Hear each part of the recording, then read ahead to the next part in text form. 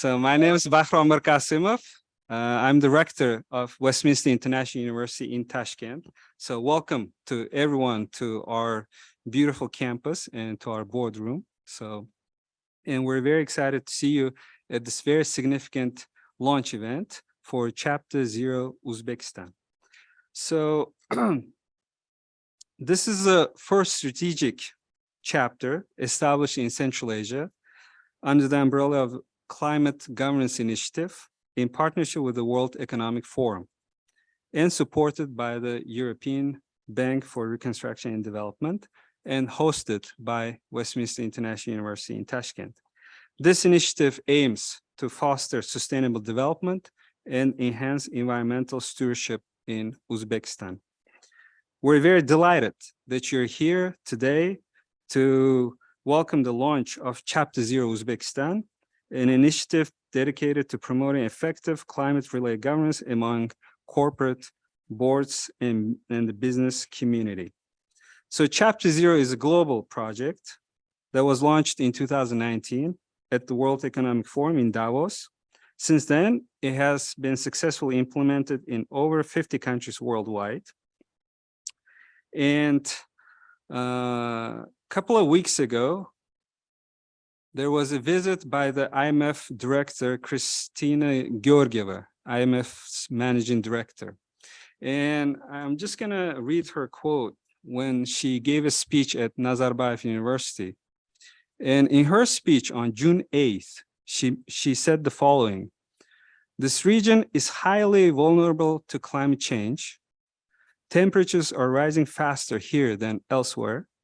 Droughts have become more frequent, while flooding has damaged infrastructure and inflicted a toll on those living in mountainous areas.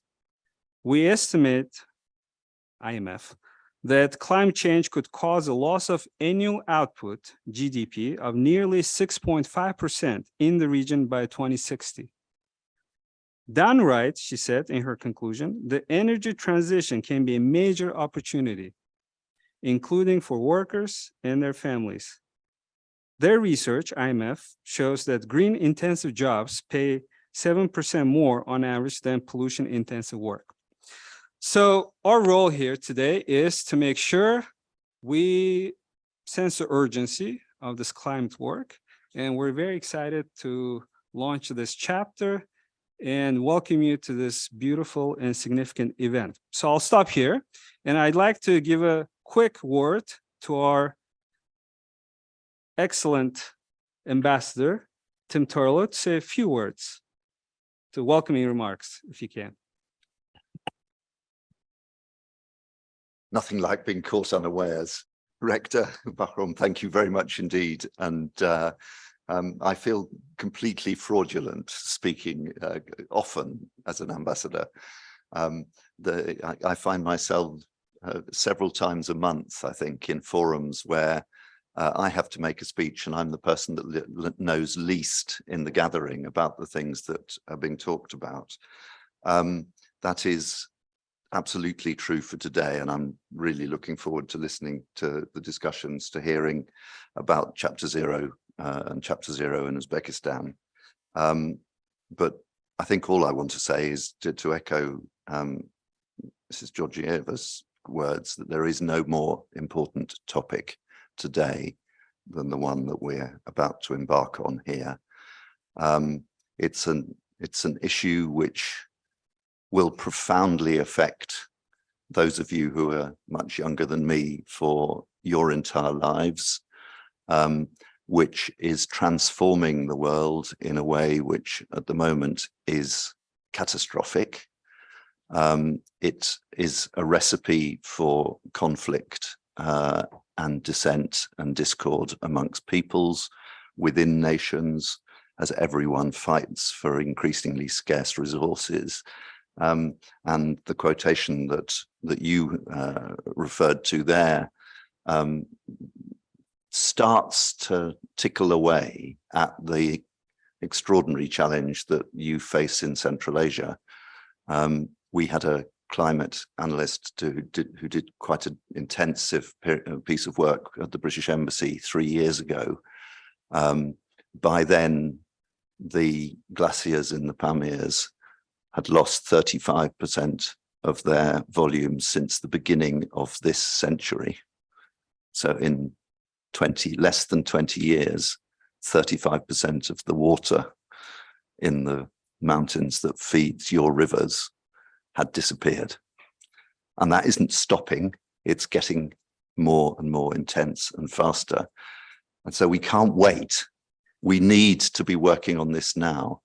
And this has sometimes been a frustrating country to be working in. It's a frustrating region because I think it's only just dawning on Uzbekistan why this matters.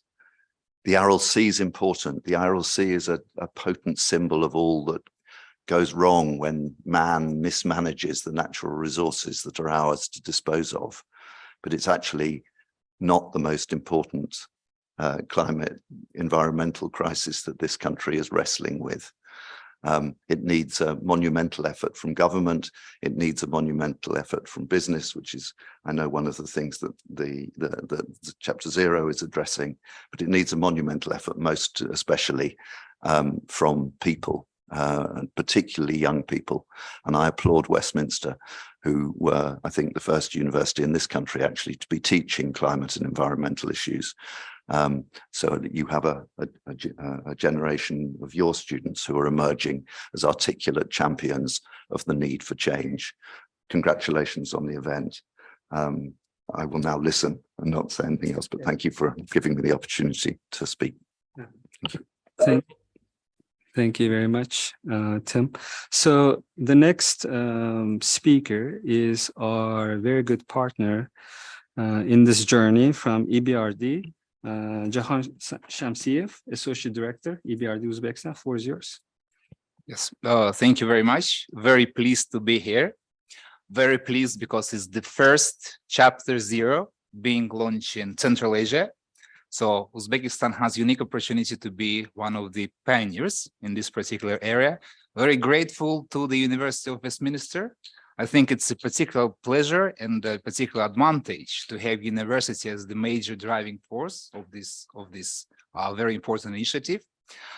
EBRD has been very active in the area of promoting environmentally sound investments in all of EBRD countries of operations, including Uzbekistan.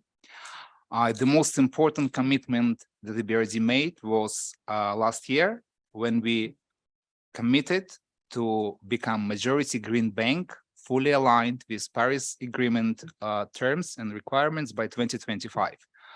Sounds very important and maybe achievable, but very difficult. And achieving this objective would require efforts, not only from EBRD, but also from partners, from companies, from universities, and from the regulator, all joining forces to move in the right direction. And launching Chapter Zero is definitely the milestone, very important milestone in starting this journey. EBRD is committed to support transformational change at the systemic level. We have a number of counterparties in the country, banks, non-bank organizations, companies, larger, smaller. But in order for us to achieve progress on this front, we need systemic change. And for that, having executives and independent directors fully aware, committed, and on board with the green agenda is very important. And that's why Chapter Zero will provide opportunity for all these important people who, in a way, guide the directions of companies and banks in their country to be more actively involved in discussions on climate change, finding ways to address the climate change related challenges, and also by formulating concrete plans to achieve net zero green gas emission, which is something that cannot be done in isolation.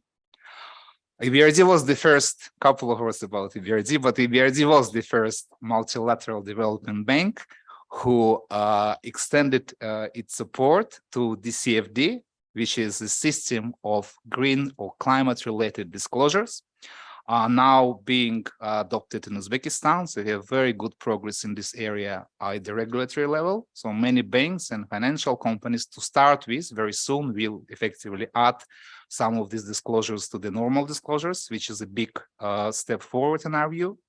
In April 2022, EBRD in the Climate Governance Initiative signed a memorandum of understanding to join forces to promote corporate climate governance and corporate climate risk management approach in EBRD countries of operations, and we work in 38 countries, and with regards to all the clients EBRD supports.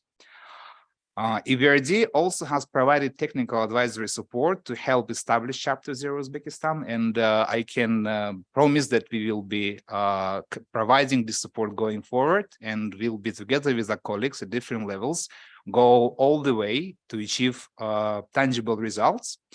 And we're also very grateful for support of the World Economic Forum and Climate Governance Initiative for sharing the international experience. So I think very important point that what is being adopted and implemented in Uzbekistan is fully in line with what is being implemented by other countries and what is being advised and recommended by the World Economic Forum. EBRD continues to translate the national climate commitment into more granular investments in all projects that we do in Uzbekistan, and we again remain committed to continue this work. Dear colleagues, dear partners, dear friends, once again, the systemic change, fundamental change in how we approach climate and climate-related risk can be only achieved when we join forces. And I am very much confident that this particular event in this particular platform will be the most important gathering, the most important platform for promoting this agenda. Once again, thank you very much, and I'm very pleased to be here.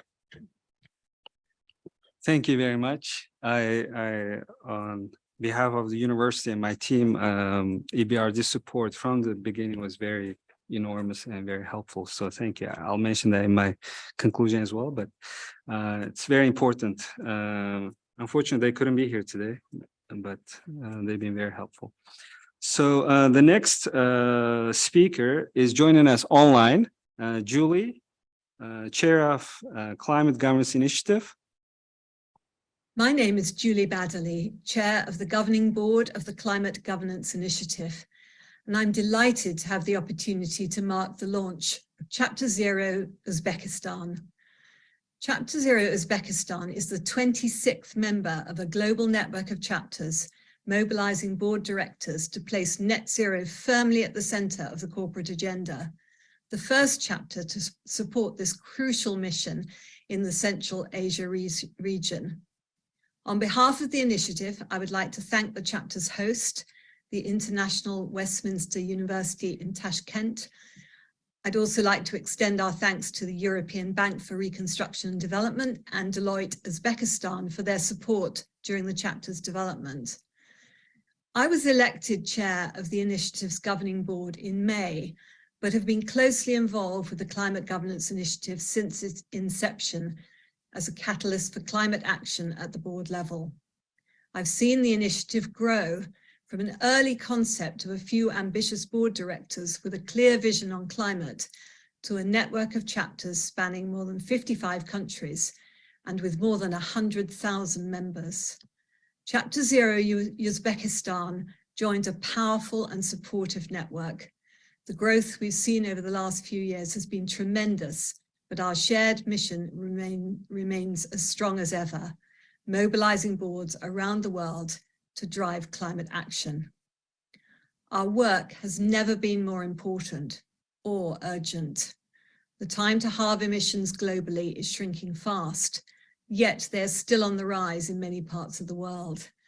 By providing a platform for board directors to engage with the topics related to climate action, underpinned by the principles for effective climate governance, Chapter Zero Uzbekistan is helping directors recognize that a focus on climate is integral to basic good governance. The network of chapters of the Climate Governance Initiative stretches from Brazil to Belgium, from Switzerland to Singapore, and from the United States to the United Kingdom. Directors on 5 continents have pledged to build resilience, get and keep organizations on the road to net zero, and ultimately tackle the climate crisis. Chapter Zero Uzbekistan will have the support of the global network drawing on the peer support of other chapters and the experience of corporate directors, which will accelerate the way in which you will develop and shape the role of board governance in the region. We welcome Chapter Zero Uzbekistan to our global network with its core mission to accelerate climate action in Uzbek organizations, driven by a founding group of passionate patron chairs and committee members. Chapter Zero Uzbekistan is primed to deliver real impact for its members and the stakeholders their organizations touch. I look forward very much to working with the chapter on this vital mission.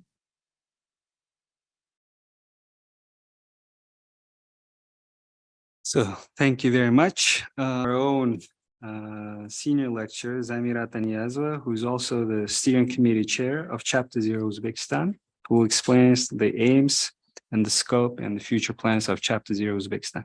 Okay, thank you, Bahrom, and thank you very much, everyone, for joining this event. I'm really happy to see everyone. So what I want to tell you today. So what is so specific about Chapter Zero Uzbekistan? You've been hearing about climate governance initiative, our ecosystem and everything. But right now I want to give you who is this Chapter Zero for, what is its aim, and where are we going forward? Me being a senior lecturer at Westminster University in Tashkent, and also I'm a marketing research specialist, I'm brand management specialist, and at the same time ESG enthusiast. So I'll try to use my own skills that I have to drive this chapter forward. So, and to make this presentation more engaging, I'm having a Slido engagement tool involved so that it's not just me who will be speaking, but also I want to right away hear your opinion, see your feedback, and also to get to know you better. So next slide, please. So to use the slide, I would kindly ask you either to scan the QR code or to go to the website slido.com and input the number. Also, the QR code is available on the backside of your name tag. If you want to scan it, if it's scannable, or you can scan from the screen. Yes, so we see that people started using it, so this is great.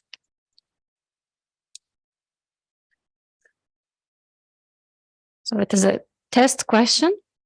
Yeah.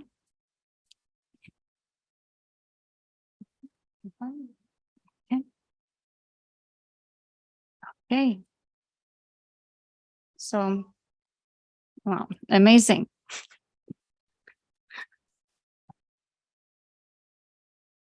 Okay, I see we are, everyone is involved. That's great. So we can go to the next slide, please. For networking purposes, I thought maybe we can put the name of the organization that you represent. So if you will be interested to talk to someone, you can see what type of organizations we have here today. Okay.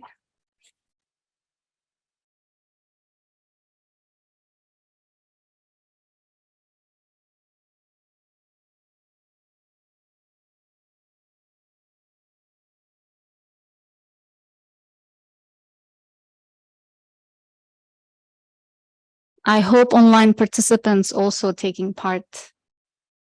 Yeah. Okay. Wow.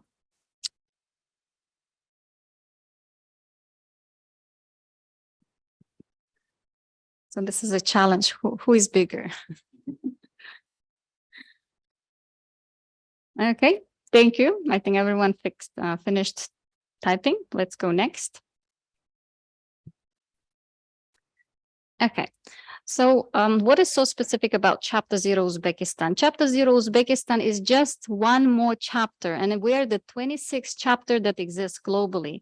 We have so many chapters and so many members over the globe, and we have the privilege to connect to them. We have access to their expertise, to information, to knowledge hub and everything else. So you need to perceive Chapter Zero Uzbekistan. It's not just an NGO or a platform that is just limited to Uzbekistan. We're actually a global platform that would be uniting so many different professionals, companies, and experts. So next slide, please. So what we want to offer. So as I said, we want to offer companies, businesses, individual, different type of tools that you can apply in your business, in managing your business, and raising the green agenda on the board. And we want to be a platform here in WIUT. So we want to stimulate the discussion. We want your questions. We want your opinion. We want your success cases. We want your failure cases, so we can learn from each other. So ideally, our vision is to create a platform where we can exchange the knowledge. We can do different case presentation. Additionally, what we're thinking to have a unique additional feature is to become an endorser of your progress. So by the end of the year, we plan to have different type of awards for companies and individuals that would be progressing in the green agenda. So we will try to be the endorser of your journey.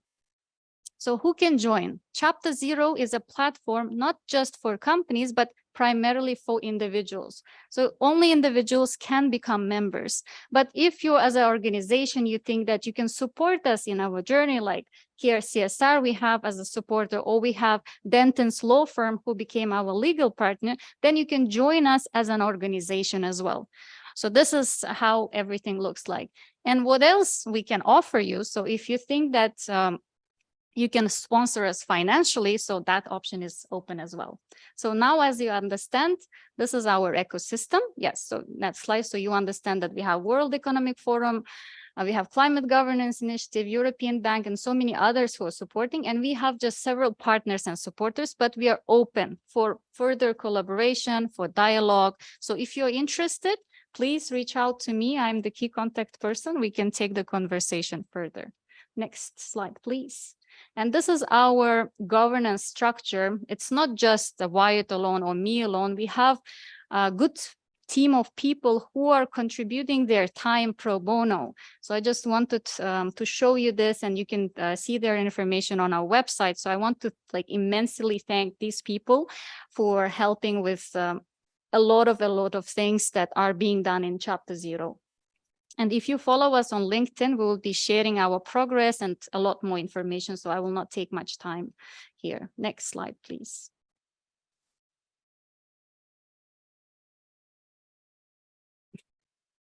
Oops, back. Yeah, this one. Yeah. Yeah. So as you know, we have potential membership. You can be partner or supporter or sponsor, or you're part of. So I want to just see in this room who is seeing themselves as. So who do you see yourself?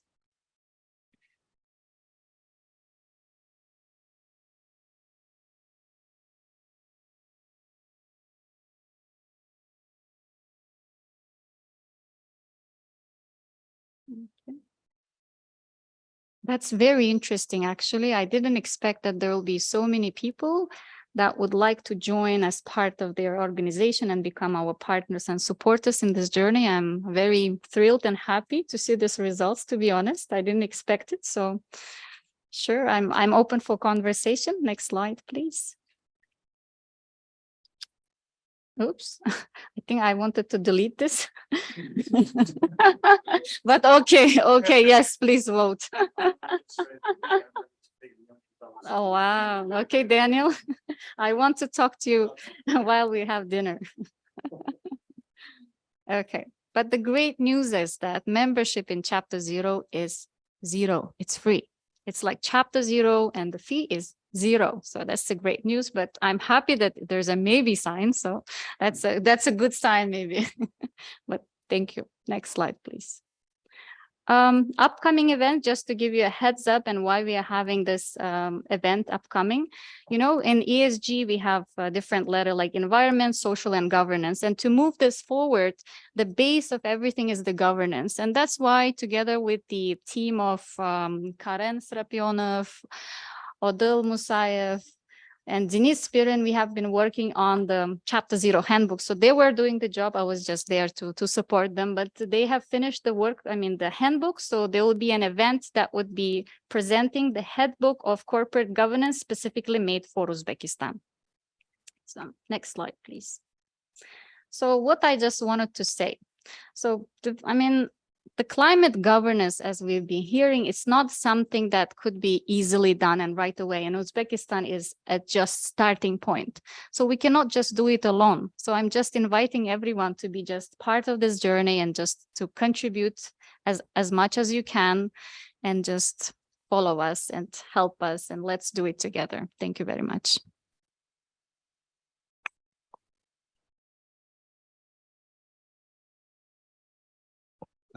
Thank you very much, Zamira. So the panel discussion will be moderated by me, but the panels most of them are advisory board members. So I'm very grateful to hear what they have to say on this topic. And the topic is climate governance challenges in emerging markets. Zamira will help me with Slido. She's an expert with Slido, and Nazima will be helping on the technical side because they're all joining us online. So our first panelist is Lucina, and Lucina, can you hear us? Yes, I hear you very well. Okay, we'll go to Do you next. hear me as well? Yes, we can hear you well. Oh, perfect. Perfect.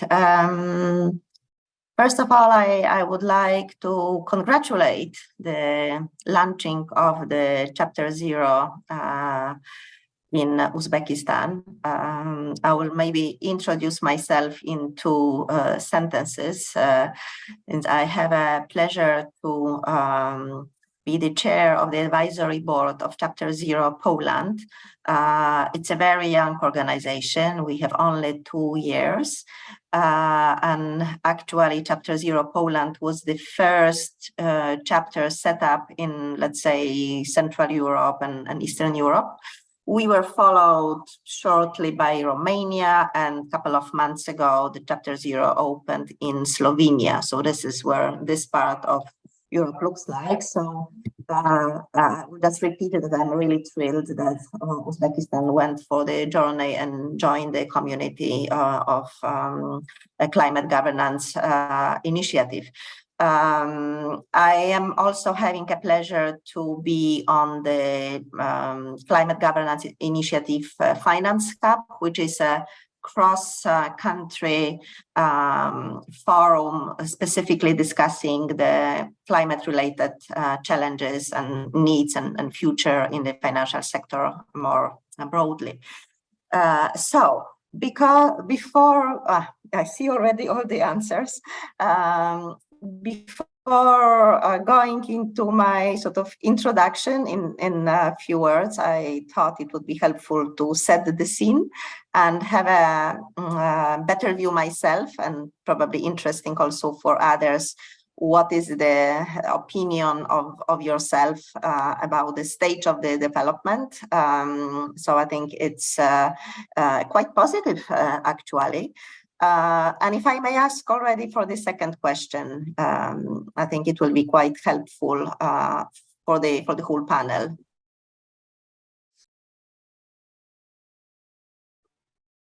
Well, 100% yes. So I think it's extremely encouraging.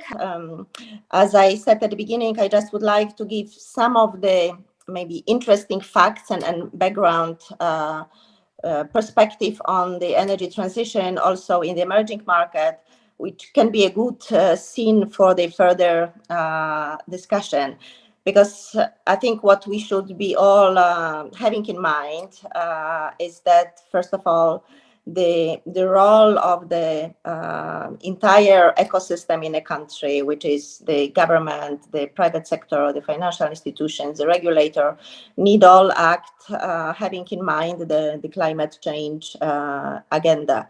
I think we all see the extreme weather conditions across the world, which is droughts in Europe, now fires in Canada. We had floods in Pakistan a year ago. We have growing the sea level, just to name the few.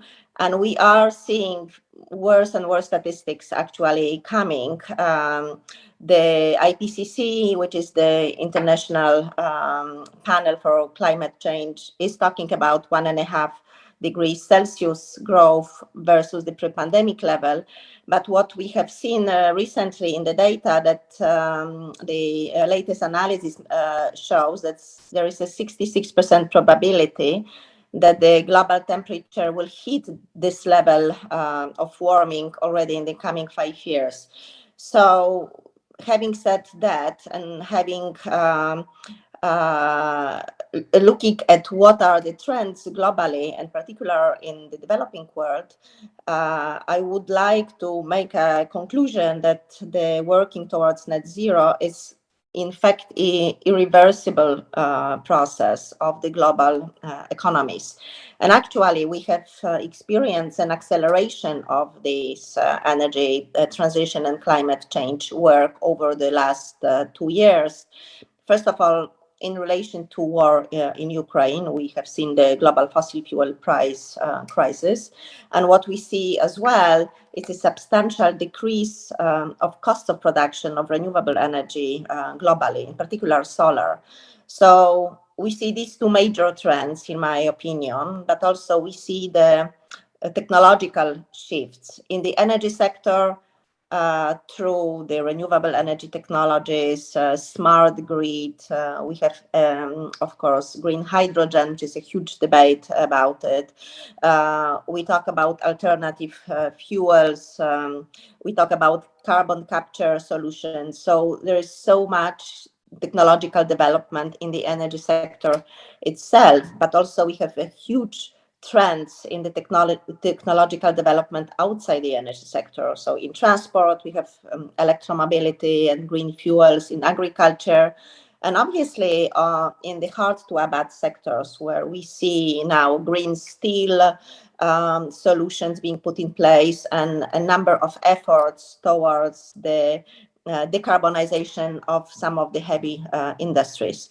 We see also the environment is changing, the regulatory environment. So just a couple of months ago, the International Sustainability Standard Board introduced its standards for global disclosures, which is becoming most likely a part of the game for all companies to make such disclosure together with the financial disclosures.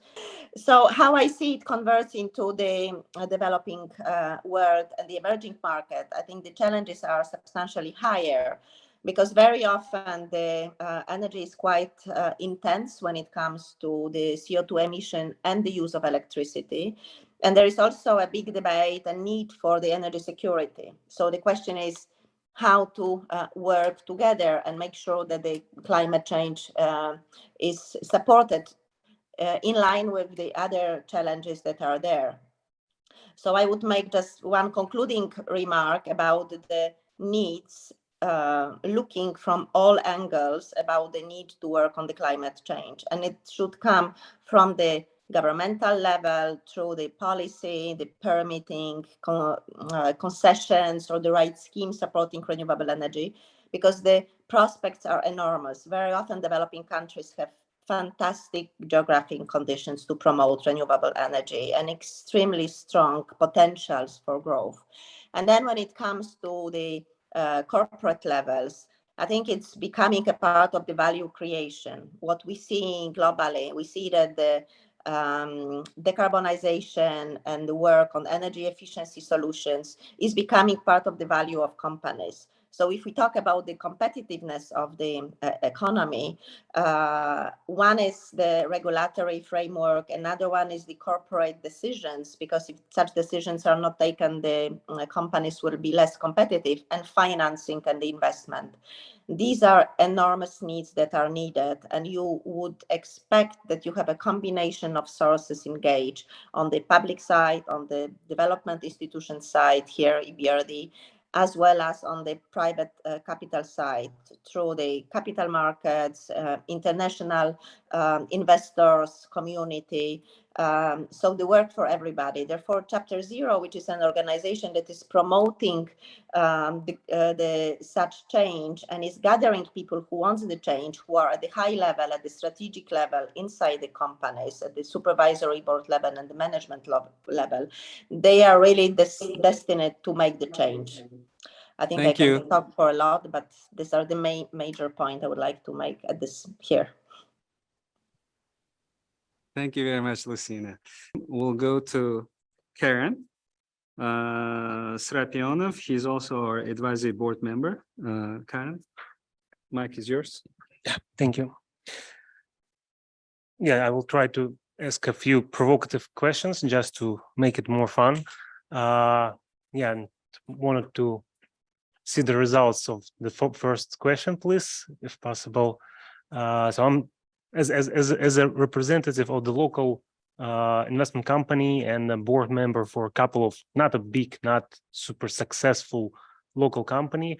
I see how the situation is going on the ground, and I see that the corporate governance, not just climate, not just ESG, but just the first step in general, the corporate governance is a key for reforming the economy, the key to reforming the market, to do the good projects. So we spent a lot of years trying to change the legislation, change the IT infrastructure, but I came to the decision that the governance is number one, and the votings, I guess, confirming my idea. So this slide is confirming that we have a lot of work to do, and if possible, the next question. So this one is easy, about, let's see. Yeah, okay, so seeing this problem with the corporate governance, I guess the only way how we could affect this process is having the independent board members in the company on a top level. So literally to have some people who could put their reputation against the government decision, management problems, macroeconomic conditions. So someone who will be looking forward to the development of the company, trying to think strategically, and push the companies to develop in a proper direction. So the results of the previous question was quite optimistic. I guess it's mostly because the audience here is well prepared and representative for the top companies. But this one, I guess, might be interesting question to understand what are the key obstacles and the problems which companies and investors see on the market. And I guess still how much? Oh, okay. And I'm trying to check how many people voted. It's at 18 now. I guess it's quite representative. So yeah, I guess all like okay. The second one is for Johanna Cab maybe to help us, but the first and third and fourth, I guess, well matched with the aims and goals of the Chapter Zero. So we need some educated people with experience who will help us to solve this problem. And I think if Chapter Zero will be able to become the very good source of information for companies, for directors to learn about ESG governance and climate change, it will be a huge accomplishment for the Chapter Zero of Uzbekistan. Thank you. Thank you very much for sticking to time. Not easy. So our next panelist is Ferdinand. Ferdinand, please. Yeah, good. Yes, thank you. Yeah, my name is Ferdinand Tuinstra. I'm calling you from the small but beautiful country of the Netherlands. I'm an independent non-executive director in SQB Bank, which is the Uzpromstroj and actually the name already gives it away, right? It's a construction and heavy industry, and this bank is on an interesting journey. I'll tell you in a bit about that, but first a quick question. You have to think and type your own answer.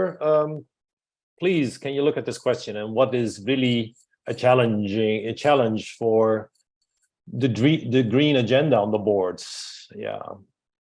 Yeah, interesting. I see different answers popping up already. People, yeah, exactly. I think that is the hard part, and I think it is finding people with knowledge that is indeed the common denominator. Thank you for those answers.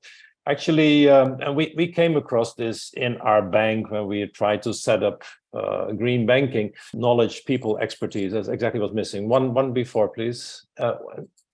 And this was the other one which we faced as a bank.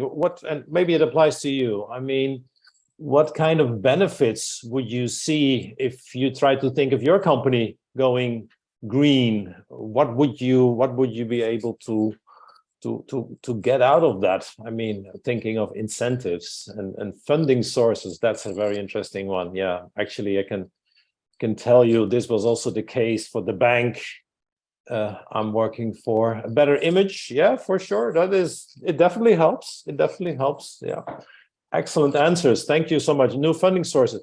Actually, it is an interesting thing you mentioned here, because that was exactly also what happened in the bank when we started this journey. It's really a journey, and you see we already started a long time ago, 2018. Can you imagine? And the journey has just begun. I always say this is something which is not like the switching from 0 to 1 in a week's time. Now it's a multi-year path. Actually, what the bank did is really try to move from let's say inception, bringing people together, creating a small department, really working on your internal documentation, designing the right product. I mean, for a bank, of course, it's important to serve your clients with the right products, and you have to educate your clients almost.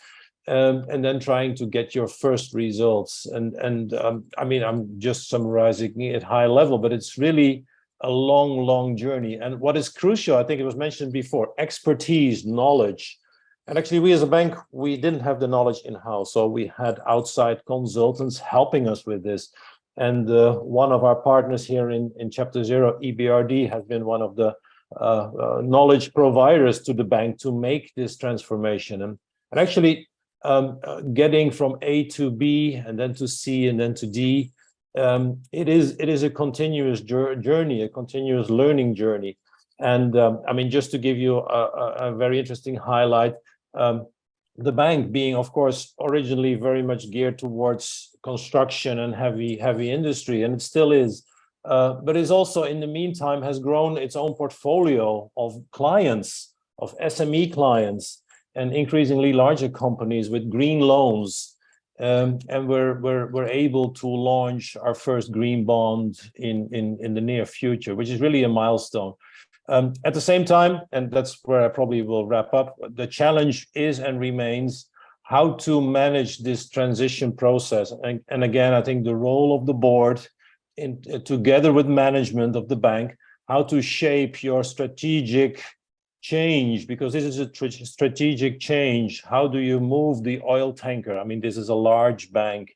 How do you move the oil tanker, and how do you run your existing business, which is still very much geared towards, let's say, smokestack and let's say smokestack industries? How do you move this slowly in the right direction? And what is your transition? How long you're gonna take to really become a green organization? It's a long journey, but it's an interesting one.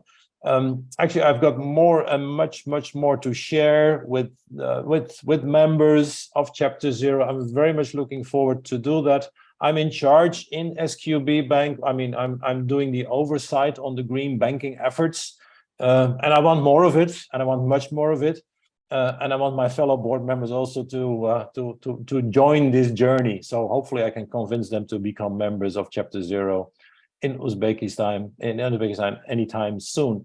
I'd like to leave it at this juncture. Thank you so much, and looking forward to a successful journey together. Thank you. Ferdinand, thank you very much. So Yeah, lots of Okay, clouds, if you could hear. So our next speaker panelist is Eran. Eran?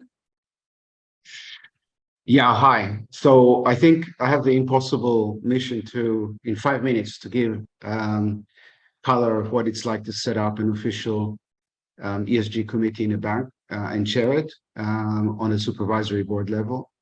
We've done so over a year and a half ago, after the bank's executive have already nominated and hired an incredibly good executive team about 3 years ago. And perhaps I'll walk you through some of the advancements and achievements we made. And we see ourselves as the regional leader. But perhaps part of it is because we're a FTSE 250 listed bank, and we have very demanding investors with clear mandates on ESG related objectives. I'll relate to the questions at the end. And I'll walk you through my slides first, if you don't mind. I'll show you 2 slides, but I will not be able to explain all of those in the 4 minutes remaining. So I will only define the structure under which we operate and give you examples for each of the 4 pillars that we in the Supervisory Board Committee look for to follow and benchmark and deal with the objectives of various topics under ESG. So the 4 different pillars are direct impact. So we as a bank, what is our direct impact on the environment or social? Let's not forget social as well, but this is more of an environmental group. The indirect impact.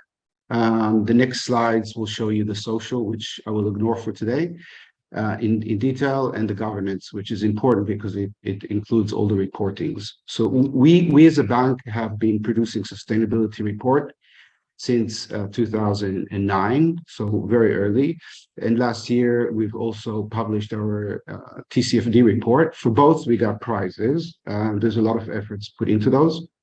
And we have an MSCI rating today of AA, which is the second highest possible, and it's considered extremely high.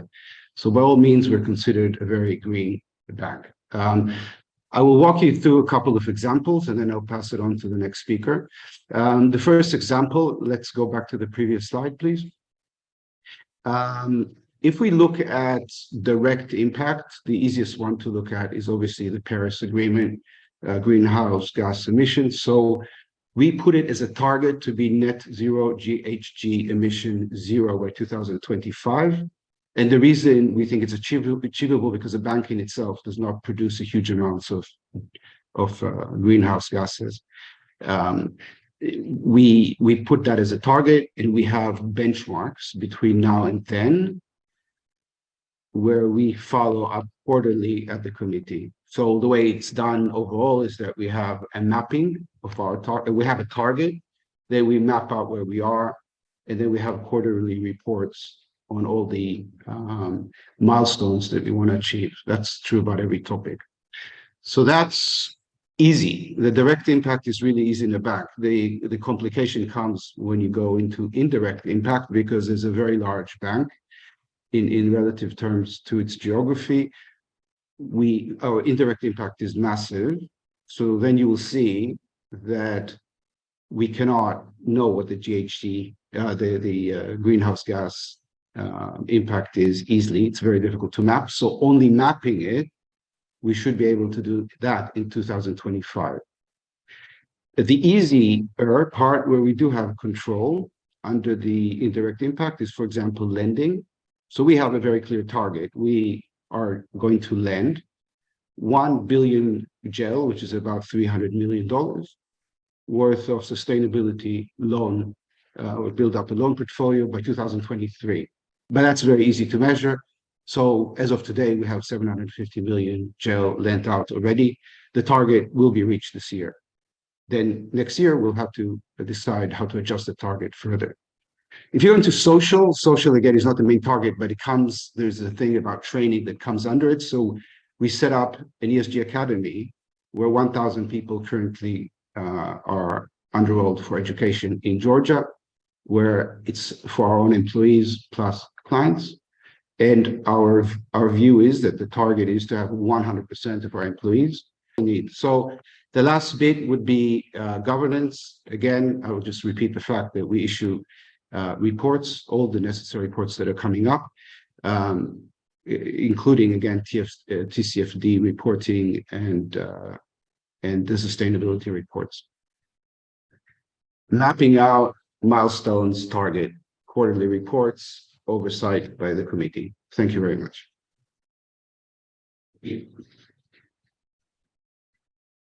Aaron, thank you very much. So our last panelist is Terry. Terry, please.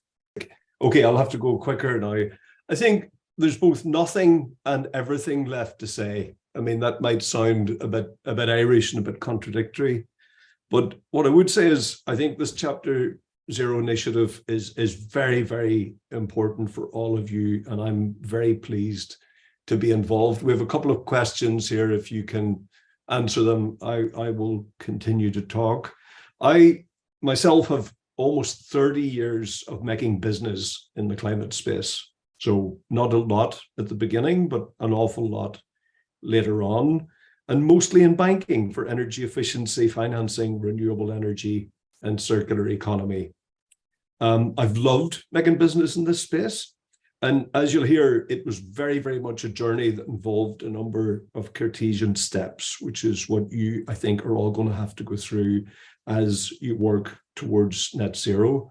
And I'm very pleased to work with Chapter Zero to help Chapter Zero help you. And I see that some people have started, some people in the next 5 years are talking about bringing it into strategic planning. I think this is an incredibly important step. Now, the journey, and it is a journey, and a few people have used that word, it requires the leadership of the people in this room, on this call, in the virtual space. It's your vision, your decision making, and your strategy setting for both the short and long term that is focused on your business success and your financial performance for your business that is going to make this journey possible. You have to start. There's many sectors in this room, and I did some, Google digital due diligence, and I frankly have only seen one that has a well-defined, reasonably well-defined green strategy. A little bit of context. I mean, there's a lot of doom and gloom that can come from people in climate, but there's a lot of opportunities here. And Uzbekistan has set a target to go to net zero by 2050. That's both a long time away and not that long. Most of you people here will still be kicking around, hopefully doing business. You'll have adult children, you'll have grandchildren, and it's far away, but not that far away. So the journey needs to start now. There are a number of targets in Uzbekistan for 2030, and that is just around the corner. Renewable energy is supposed to increase from a market penetration of between 2 and 9%, depending on your sources, to 25% by 2030. Massive opportunity. Energy efficiency is supposed to improve by a factor of 2. Lots of investments, lots of technology that needs to be sold, bought, and installed. But what needs to happen is we have to be thinking, you have to be thinking, you have to understand it's a journey, but you must process and understand the risks, but also not just focus on the risk, the opportunities that will present themselves for your business, whatever it is.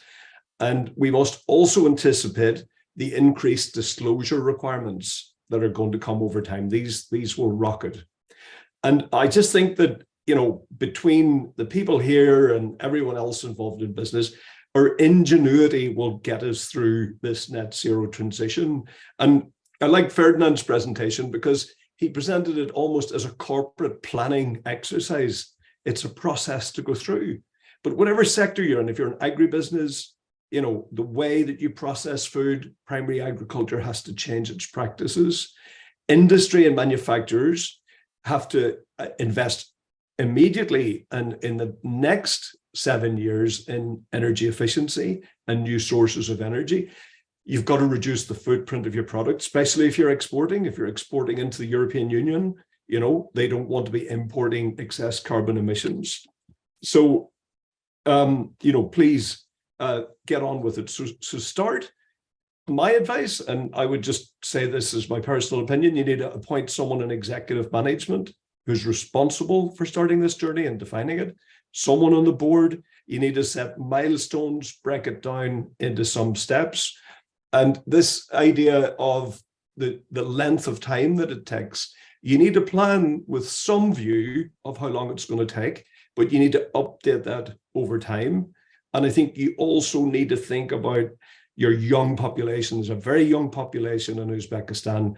How unmitigated will climate change affect them? But also, what are the opportunities? What are the skills that you need to be a leader in the green economy? And what training do they need? And how can they be developed to be a part of this journey? And myself, the Chapter Zero team, everyone involved, all the partners, the other members of the advisory board, we're here to support and help. And between CGI and Chapter Zero, there are incredible knowledge, resources, and tools in place that will assist in transferring the knowledge and will help the thinking and the strategy setting in this area. And indeed, Uzbekistan's greenhouse gas emissions adjusted for GDP are 8 times the world average, something that surprised me. But that shows that there's a big pot of both energy and money that can be saved in there. Thank you very much. Terry, thank you very much. So I think now we can take a couple of questions to our panelists. If there are questions, please. Yes. I have a question to SQB. My name is Shazad. I represent UNDP. We work in the rural housing project, and we are sponsoring green loans launched by some local banks.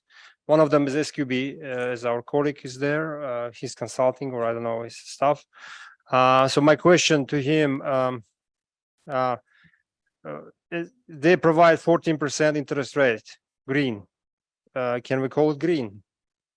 14%, 1/4, when normal is 18, let's say 18, 20.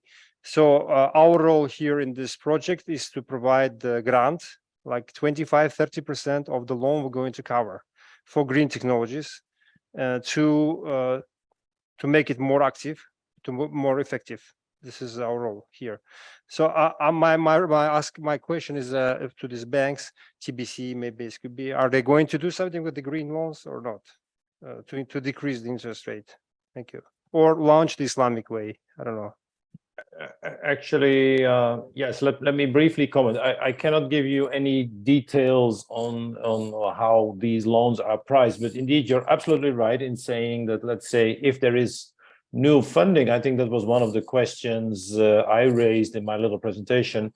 One of the nice things, or one of the good things, is there is a lot of money available from international institutions which are channeled through the banks to the final clients, indeed to promote and to support the adoption of green products, and indeed to make it attractive to take out those loans and invest in the right technologies.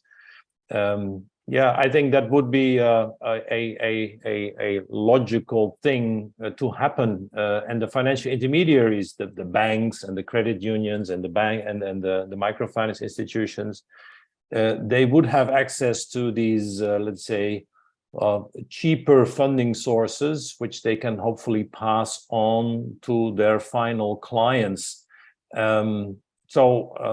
Again, I cannot give you the exact details because I honestly do not know them. What are the interest rates of the SQB green mortgages and the green company loans?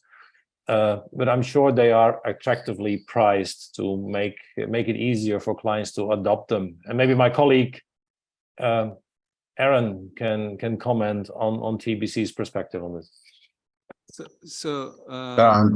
Yeah, please, Aaron.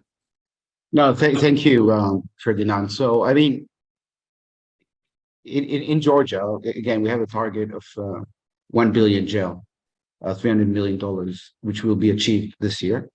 We do that in the view is that green is not expensive, and green can be a business on its own merits. And you don't need to subsidize the market to be green. You just have to lend to certain industries or certain categories in an enhanced basis to make sure that that part of the economy develops further. But it's still done in the arm's length. And therefore, the connotation of having a heavy cost associated with lending is not correct. You lend like you lend to any other industry, but you shift the priorities to who you lend. And that's what we're doing in Georgia. And it's working quite well because a lot of things that are actually pretty good, let's say, if you take, new ventures that deal with recycling, for example. So you shift more lending to them, but of course, it's still a business. Thank you. So we'll take one more final question, if there is one.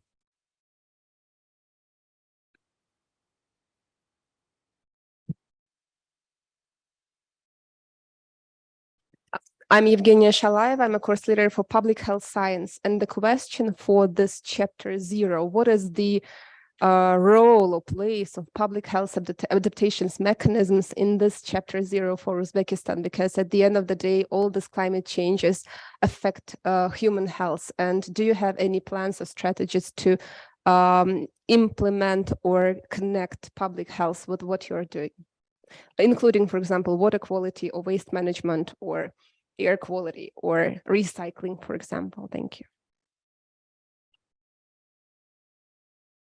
Eugenia, there are many plans in terms of public health for the Chapter 0 Uzbekistan. And I think that's a discussion I will leave you to with Zamira, because she has a steering committee. And this is on the agenda for them to include all the mitigation and adaptation strategies for climate change and climate governance. Okay, so just for the sake of time, you can talk because you both work here. So, can we ask SQB guy? He should answer the question, my question, because they put the interest rates 5% over top of the green money. So what is the role in the greening the who's finance? the SQB guy? Online? Yes. He already answered. Yeah. Sure. Nazima? I hope I was clear, right? I mean, it was. I suppose this question was directed to me. The question just now on the lending, right? Yes. Someone from SQB before TBC, I think there was. Yeah. This is him, yeah. Okay. Yeah. Oh, okay. So yeah, sorry, you answered the question, right? But I can't understand what you say. But okay, I think you know what you're doing. But I'm telling that your bank SQB is putting 5% over top of the green money, and this green money are coming from government of Uzbekistan through intersectional energy fund, from the fines which are taken from the oil and energy sector. Yeah, energy savings. So Nazima? Yes, we have a question on Zoom from Helena. She is asking the question from Lucina, I think. She's also online, so I'll just read the question out loud. I hope Lucina is hearing us. Yes, she is. Yes, I'm here. So based on the experience of BNP Paribas, how big are the challenges facing the agro sector in relationship to the climate transition? How to support the agricultural sector? So that's a question for you. I think looking from the commercial bank perspective, it's a responsibility to accompany the clients through the entire decarbonization journey, because on one hand, banks are having requirements from regulators in terms of assessing the climate risk and addressing it. So it's becoming part of the credit worthiness analysis. But very often the clients have little knowledge.